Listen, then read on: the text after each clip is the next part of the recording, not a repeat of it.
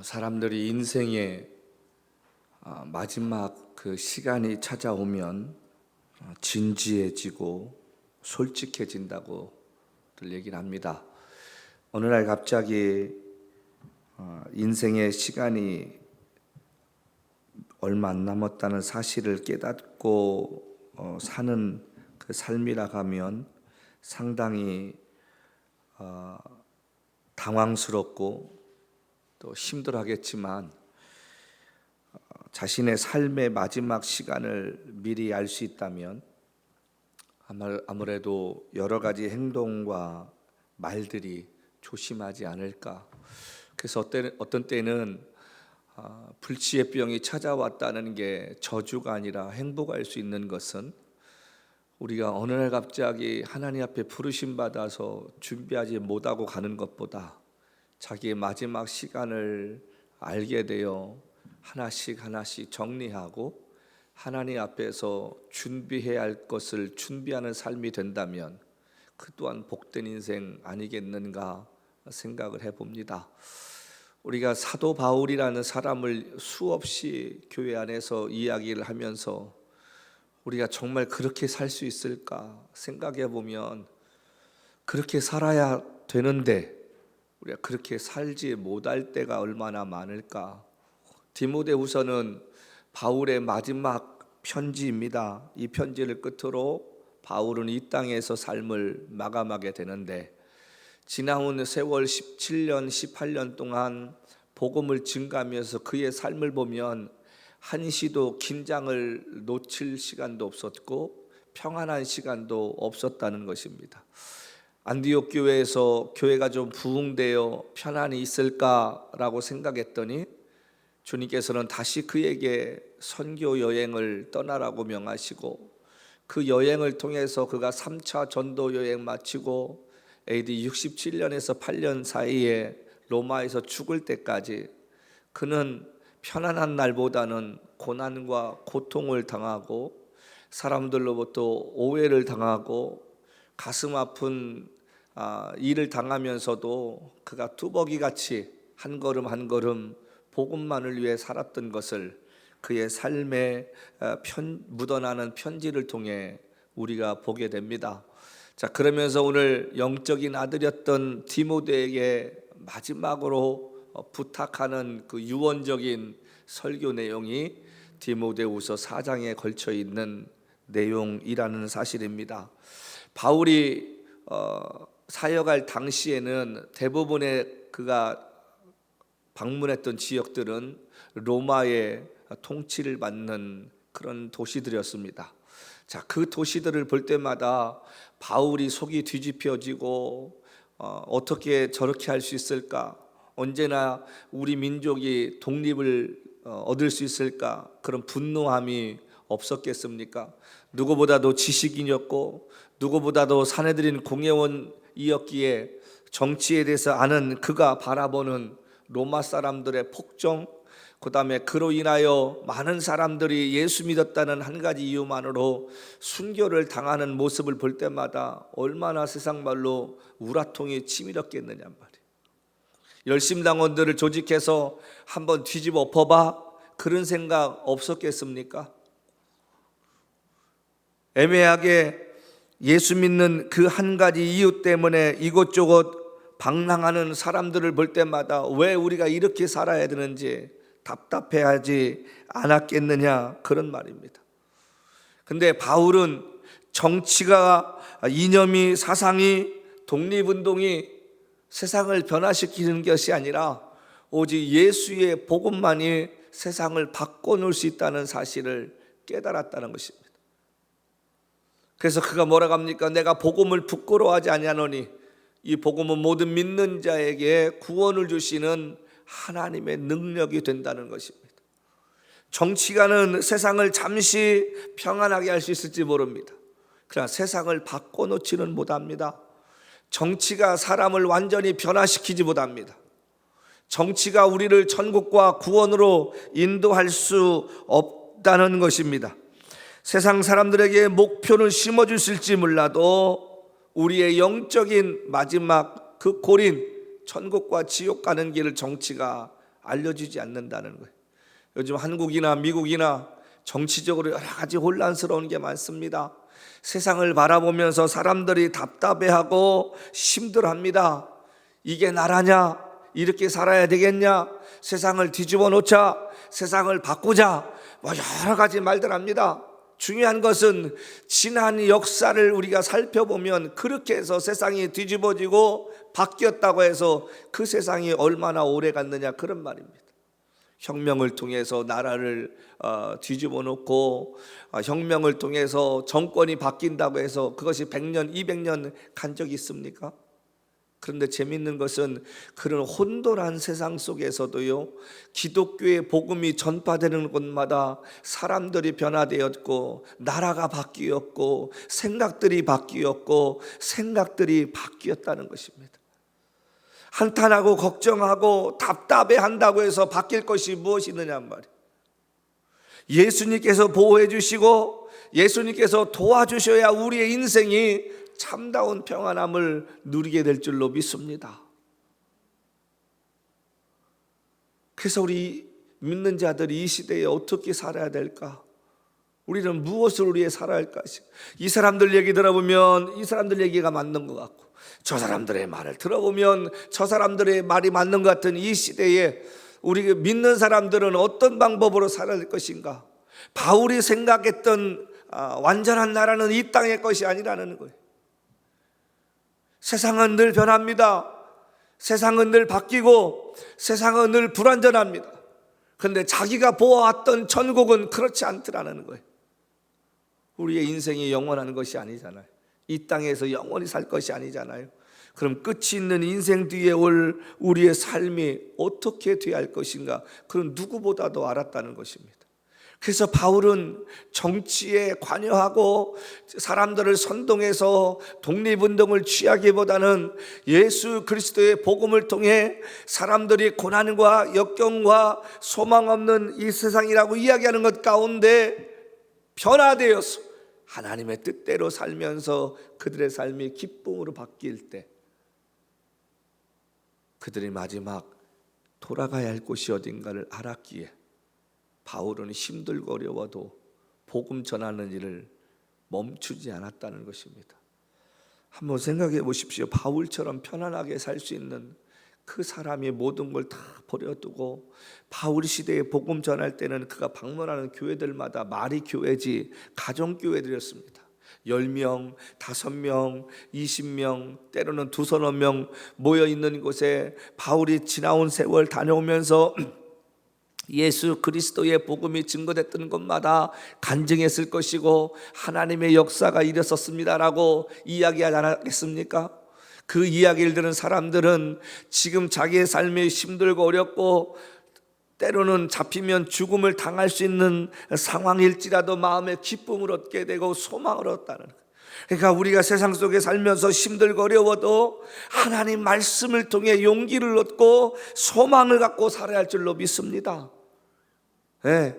바울이 그 일을 하고자 한평생을 그 고생하면서 그가 기쁨으로 자기에게 주어진 일을 마쳤다는 거예요. 그렇다면 오늘 우리가 어떻게 살아야 할 것인가? 본문이 우리에게 이야기하는데 1절 말씀부터 2절 말씀 보십시다. 하나님 앞과 살아있는 자와 죽은 자를 심판하실 그리스도 예수 앞에서 그가 나타나실 것과 그의 나라를 두고 엄히 명하노니 너는 말씀을 전파하라. 때를 얻든지 못 얻든지 항상 힘쓰라. 범사에 오래 잠언과 가르침으로 경책하며 경계하며 권하라. 여기 바울이 뭐라고 합니까? 하나님 앞과 살아있는 자와 죽은 자를 심판하실 그리스도 예수 앞에서. 1절 말씀 보니까 살아있는 자와 죽은 자를 심판하실. 제가 가끔 페이스북을 보면요, 이게 애니메이션처럼 그린 건데 주님의 높고 위대하심이라는 게 찬양이 울려 퍼지면서요, 천국의 계단이 쫙 있는데 흰옷을 입은 사람들이 그 위를 걸어가거나 아니면 천국을 묘사하면서 구름 위에 문이 있는데 흰옷 입은 많은 사람들이 그 문을 향해 걸어가는 모습을 보게 됩니다. 그럼 저도 모르게 그걸 보면서 나오는 말이 뭐냐면, 주님, 나도 이곳에 참여할 수 있는 은혜가 꼭 있게 해달라고. 우리가 비록 힘들고 어려운 세상 불안하면서 살지만 우리가 마지막 때는 그곳에 들어갈 수 있는 은혜가 있어야 되지 않겠습니까? 본문에 보니까 바울이 무서운 말을 합니다. 뭐라고 하냐면 우리의 삶에 대해서 예수께서 심판하실 것이라는 거예요. 살아있는 자와 죽은 자를 심판하실 그리스도의 예수 앞에서 그가 나타나실 것과 그의 나라를 두고 너희들에게 명령한다.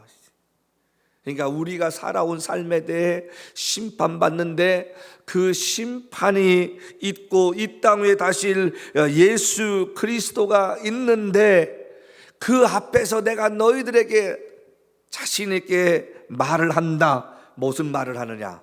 2절 말씀입니다. 너는 말씀을 전파하라. 말씀을 전파하라. 여러분, 우리가 말씀을 전파한다는 얘기는 복음을 전파한다는 얘기입니다. 우리가 복음을 전파한다는 것은 어떤 목사나 선교사만 하는 게 아니라 우리의 삶의 옆에 있는 사람들에게 말하는 것입니다. 예수를 이야기하고 천국에 대해서 이야기하고 내 삶을 통해 이야기하는데 여기 때를 얻든지 못 얻든지 이 말이 있는데 이 헬라어의 뜻이 뭐냐면 군인들이 항상 임무를 수행하기 위해 준비하는 태도를 말하는 거예요. 그러니까 군인들은 새벽이고 밤이고 낮이고 없잖아요. 임무가 떨어지면 출동해야 됩니다. 새벽 2시든 새벽 4시든 명령만 떨어지면 출동할 수 있는 태세가 자다 말고도 되어 있어야 되기 때문에 훈련하는 거 아니겠습니까? 이 말은 무슨 말이냐면 우리가 복음을 전할 어떠한 형편과 상황이 벌어질지 모르니까 항상 우리가 그 마음 가운데 내가 주위에 있는 사람에게 예수에 대해서 말해야겠다는 이런 생각 갖고 살으라는 거예요. 요즘 사람들이 이거 안 합니다. 귀찮으니까 안 합니다. 가까운 사람에게도 말 안 합니다. 그냥 나 혼자 교회 다니고 말려고 한다는 거예요. 근데 그것이 잘못되었다는 거예요. 예수 믿으면 모든 사람들이 해야 할 자세가 뭐냐면 예수를 증거해야 한다는 거예요. 안 믿는 사람들에게 이 모양 저 모양으로 내가 믿는 예수에 대해서 이야기할 수 있는 삶이 되어야 한다는 것입니다. 여기 뭐라고 했습니까? 항상 힘쓰라. 믿는 사람들에게는 내가 만난 예수를 통해서 그들에게 격려해주고 위로해주고 나도 저렇게 예수 믿어야겠다는 도전을 줄 수 있는 삶이 되어야 한다는 것입니다. 근데 우리가 이렇게 살고 있냐는 거예요. 내가 말씀을 전파하는 것은 하고 싶을 때 하는 게 아니라 여기 말씀 보니까 뭐라 했습니까? 살아있는 자와 죽은 자를 심판하실 그리스도 예수 앞에서 그가 나타나실 것을 마지막 날에 주님께서 우리에게 물으실 날이 있다는 거예요. 너 그때 왜 그렇게 하지 않았느냐? 그런데 여기 뒤에 뭐라 했습니까? 오래 참음과 가르침으로 안 믿는 사람 아니면 낙심했던 사람들에게 하루아침에 이게 전해지겠습니까?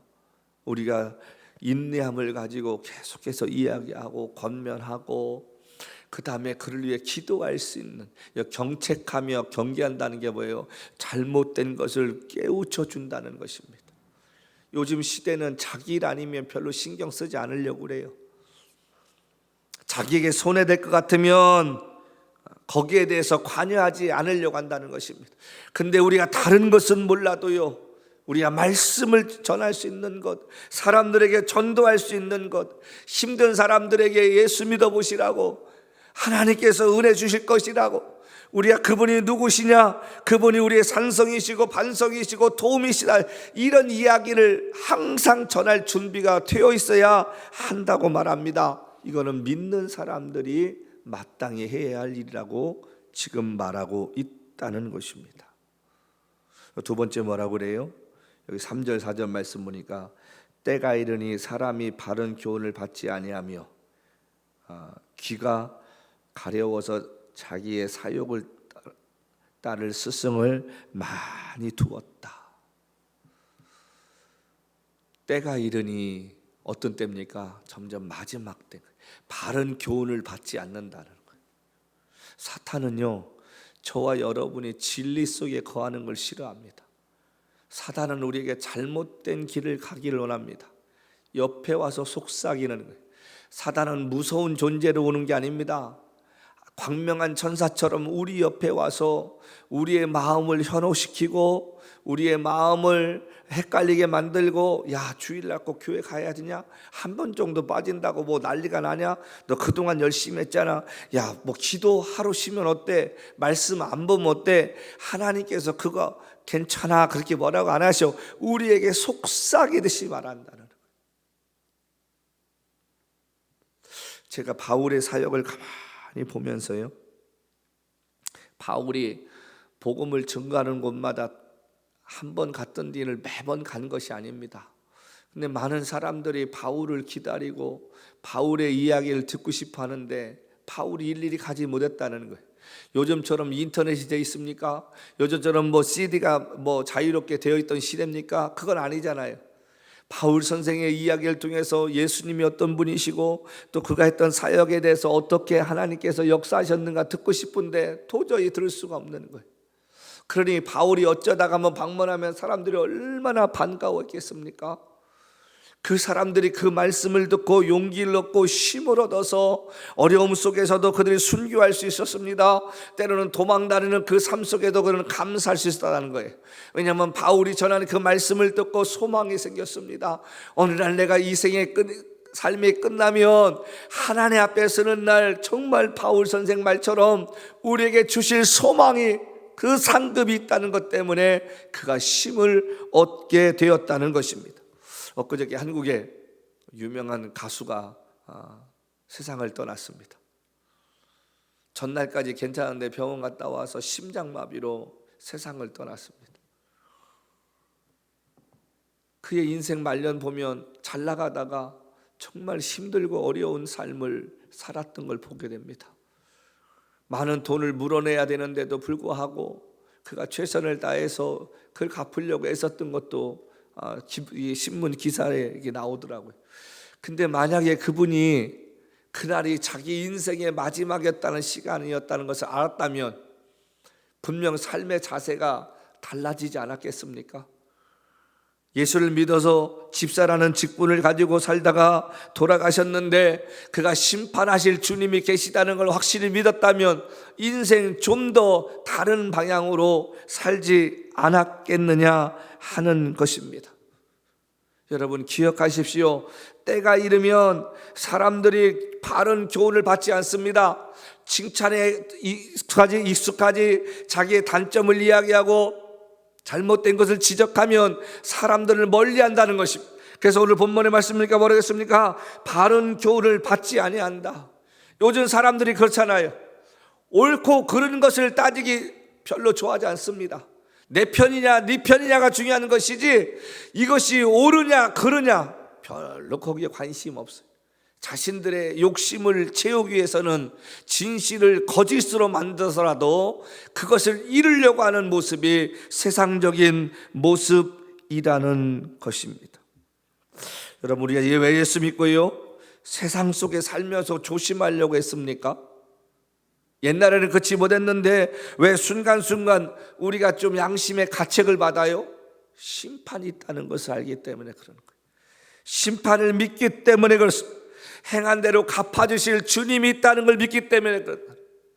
내가 이렇게 잘못 살면 주님 앞에서 내가 심판받을 수 있다는 두려움이 생기기 때문에 그렇습니다. 왜 그렇습니까? 성령이 거하시는 사람만이 느낄 수 있다는 거예요.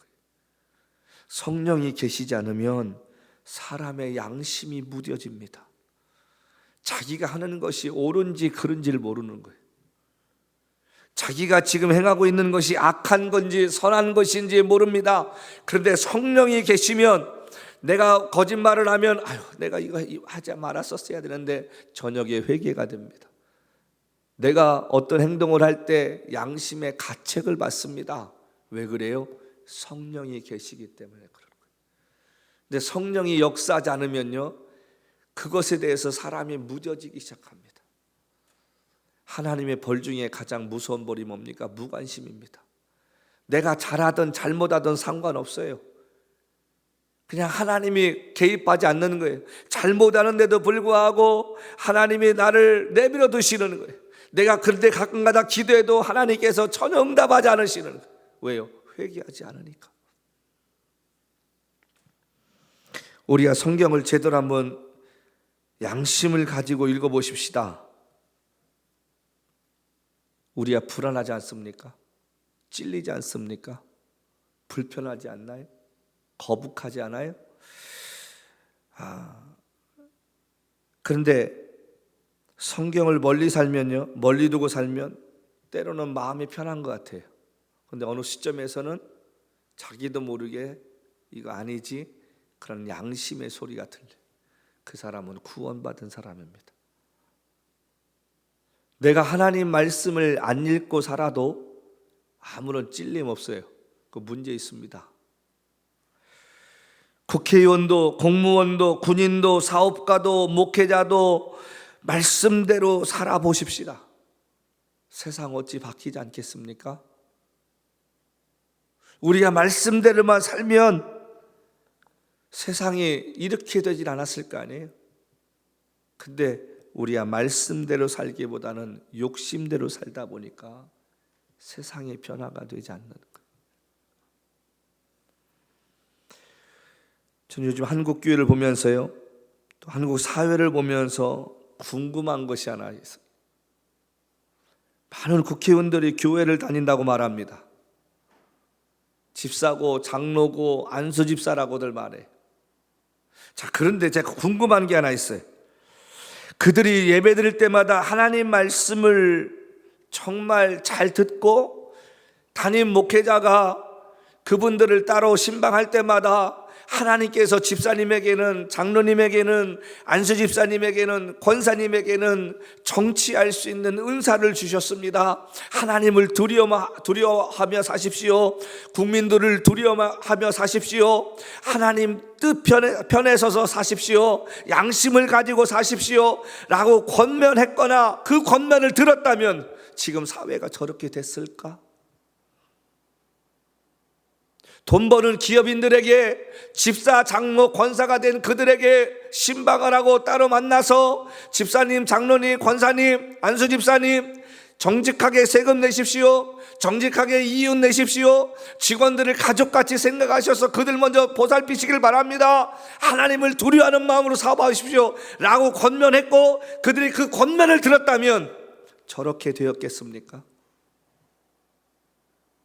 듣지 않는 거예요.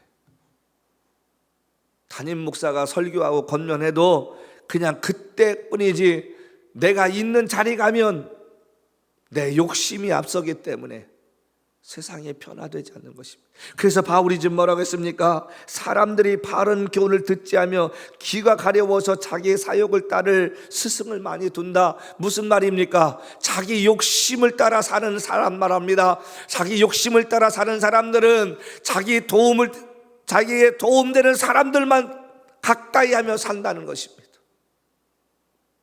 하나님을 두려워하며 산다면 정치 저렇게 못합니다. 하나님을 두려워하며 산다면 여러분 사업 저렇게 하지 못합니다. 정말 심판을 믿는다면 여러분 부동산 시장 그거 투기 절대 일어나지 않습니다. 우리가 하나님의 바른 말씀을 받지 않기 때문에 그런 거예요. 말씀을 받는다는 것은 뭡니까? 그 말씀을 들은 대로 살려고 애쓴다는 것입니다. 정직하게 살려고 애쓴다는 거예요. 정직하게 공무원 생활하고 직장 생활하고 그 다음에 정치인 생활하고 의사 생활하고. 근데 사회가 좀 그렇지 않잖아요. 다 이기주의인 거예요. 자기들 욕심, 자기들의 밥그릇 챙기려고. 세월 지나고 나면 아무것도 아닌데. 바울이 지금 이야기하는 것이 무엇입니까? 여기 마지막 결론을 이렇게 맺습니다. 4절 5절 말씀 보니까 또 그 길을 진리에서 돌이켜 허탄한 이야기를 따르라. 이 얘기는 뭡니까? 쓸데없는 얘기에 관심 많다는 거예요. 우리가 정말 관심 가져야 할 말씀 뭡니까? 하나님의 영광을 위해 사는 삶이 어떤 것이고 하나님의 뜻대로 사는 삶이 어떤 것인가, 우리가 거기에 대해서 우리 귀를 기울여야 하는데 많은 사람들이 진리에서 돌이켜서 쓸데없는 것에 귀를 기울이며 산다는 거예요. 세상 돌아가는 것, 세상에 의미 없는 이야기 때문에 즐거워하고 그것에 시간 보낸다는 것입니다. 근데 바울은 지금 디모데에게 뭐라고 권면하냐면 이렇게 마무리를 짓습니다. 너는 모든 일에 신중하여 고난을 받으며 전도자의 일을 하며 내 직무를 다하라. 세 가지를 오늘 이야기합니다. 뭐라고 합니까? 모든 일에 신중하여 고난을 받으라는 것입니다. 여기 신중하여 고난을 받는다는 말이 뭡니까? 하나님이 기뻐할 일이 무엇인가를 생각하며 살으라는 것입니다. 세상 사람들이 쓸데없는 일에 즐거워하고 자기 귀를 즐겁게 하며 자기의 삶을 기쁘게 하는 그런 삶을 사는 그 삶이 너의 삶이 아니라 하나님 나라를 위해 하나님의 기쁨을 위해 어떻게 살 것인가 신중하여 고난을 받는다는 것은 무엇입니까? 말씀대로 살면, 하나님의 뜻대로 살면 세상이 너를 핍박할 것이고 정부가 너를 핍박할 것이라는 것입니다. 고난을 받으라. 세상 사람들이 너를 욕을 할 것이란 말입니다. 그런데 그 길을 가라고 말합니다. 예수께서 사역을 시작하면서 제자들에게 하신 말씀이 뭡니까? 사람들이 가기를 꺼려하는 좁은 길로 가라. 우리 믿는 사람들이 해야 할 일입니다. 세상이 아무리 바뀌어도 저와 여러분의 삶의 매일매일 생각은 이게 하나님 기뻐하실까? 이게 하나님의 영광이 될까? 이것이 하나님이 정말 나를 택하셔서 가게 하시는 길일까? 남들이 안 가는 길이랄지라도 여러분 그 걸음을 걸을 수 있는 믿음의 사람들이 되어야 할 줄로 믿습니다. 그게 좁은 길이고요. 아무리 바빠도 하나님 말씀 가까이 하고 기도할 수 있는 삶 말이지요. 그러면서 두 번째로 뭐라고 합니까? 여기에 전도자의 일을 하며 디모데는 바울과 만남 속에서 하나님의 일꾼으로 부르심을 받았습니다. 그래서 바울 뒤를 이어서 에베소에 감독됐던 사람입니다. 에베소 교회를 맡아서 자기가 해야 할 일을 다 했다는 거예요. 자, 그렇다면 오늘 저와 여러분들에게 어떤 일을 말합니까? 우리가 삶을 살면서 저와 여러분의 삶 가운데 최선을 다하되 시간이 날 때마다 할 수만 있거든 여러분의 삶을 통해서 사람들에게 예수를 이야기할 수 있는 그 삶을 살으라는 거예요. 우리가 무엇을 하든지 결론은 예수를 전할 수 있는 삶이 되어야 한다는 것입니다. 그리고 마지막 뭐랍니까? 내 직무를 다하라. 여러분과 저의 삶에 최선을 다하라는 거예요. 목사는 목사로서, 선교사는 선교사로서, 사업가는 사업가로서, 의료인은 의료인으로서, 정치인은 정치인으로서 각자의 삶 속에서 하나님과 동행하며 하나님이 주시는 마음을 가지고 각자의 삶에 자신이 해야 할 그 사명 따라 살으라는 것입니다. 여러분과 제 삶이 이렇게 돼야 되지 않겠습니까? 여러분과 저의 삶이 세상 속에서 최선을 다하면서 사람들에게 본이 되는 삶을 살아야 되지 않겠느냐 하는 사실입니다. 바울이 꿈꿨던 세상은 오직 하나였습니다. 우리를 구원하신 예수를 통한 구원의 역사로 말미암아 이 땅의 사람들이 변화되어 하나님을 두려워하며 하나님을 예배하며 사는 그런 나라 말이죠. 이 세상은 우리가 죽을 때까지 불완전할지 모르지만 우리가 돌아가야 할 하나님의 나라는 평안한 나라고 눈물도 슬픔도 병도 없다고 말합니다. 이번 한 주간 삶을 살아가면서 여러분과 저에게 주어진 삶에 최선을 다하십시다. 그러면서도 그 삶의 자리에서 만나는 사람들에게 나의 삶을 나누고 나와 함께 하시는 하나님을 이야기하고 그 하나님에게 어떤 분이시고 그 주님이 내 삶을 통해 어떻게 역사하시는지를 이야기할 수 있는 사람들이 되었으면 좋겠습니다. 그런 자들을 주님이 지켜주시고 보호하시고 붙잡아 주신다고 성경은 말하고 있지 않습니까? 바울이 마지막 삶의 자리에서 사랑했던 아들 디모데에게 이야기하는 것은 내 직무를 다하라, 후회 없이 살아라는 말입니다. 성도 여러분, 내 삶의 자리가 작아 보이고 남들에 비해 초라해 보인다 할지라도 그 삶에서 최선을 다하십시다. 그 삶에서 주님의 영광이 나타나기를 기도하며 사십시다. 작은 것을 나누면서도 그 작은 것 때문에 누군가가 행복해지는 삶을 살 수 있는 우리가 되십시다. 그렇게 살며 우리의 삶이 마감되어지면 하나님 앞에 서는 날 그분께서 주실 상이 있다는 것입니다. 세상 바라보지 아니하고 갈보리 십자가에 피 흘려 죽으시며 우리를 구원하시기 위해 이 땅에 오셨던 예수 그리스도를 바라보며 사는 그 복된 삶 다 같이 걸어가는 우리의 삶이 되시기를 주님을 축복합니다.